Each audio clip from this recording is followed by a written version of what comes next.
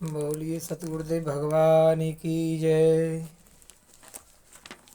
बोलिए सच्चिदानंद भगवान की जय। गुरुर्ब्रह्मा गुरुर्विष्णु गुरुर्देवो महेश्वरा गुरुर्साक्षात् परब्रह्म तस्मै श्री गुरुवे नमः। अखण्डमण्डलाकारं व्याप्तं येन चराचरं तत्पदं दर्शितं येन तस्मै श्रीगुरुवे नमः। आदरणीय भागवत प्रेमियों, आज की कथा में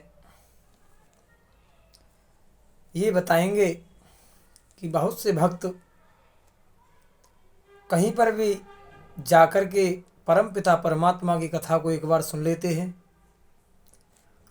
और जब वही कथा दूसरी बार दूसरे स्थान पर होती है तो मन में विचारते हैं कि कल परसों तो हमने यार सुनी ही थी कथा, वही कथा होगी। ऐसा नहीं विचारना चाहिए।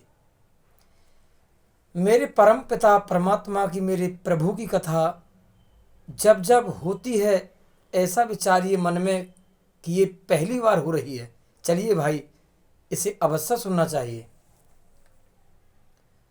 बहुत से भक्त मंदिर में जाते हैं, मंदिर में जाते समय मूर्तियों को स्पर्श करते हैं, मूर्तियों के दर्शन करते हैं और जिन भक्तों के मन में ये रहता है कि ये मूर्ति तो पत्थर की है,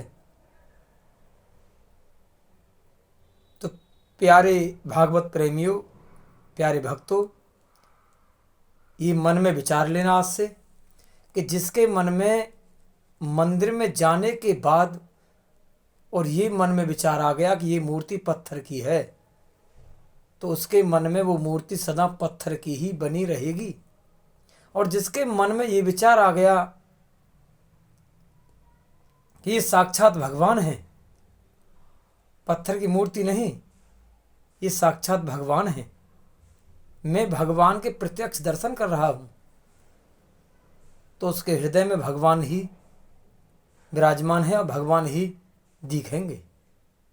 कभी भी मंदिर में जाने के बाद ये मत सोचिए कि मैं पत्थर की मूर्तियों के दर्शन कर रहा हूँ, नहीं, साक्षात परमपिता परमात्मा का रूप है, वो परमात्मा है।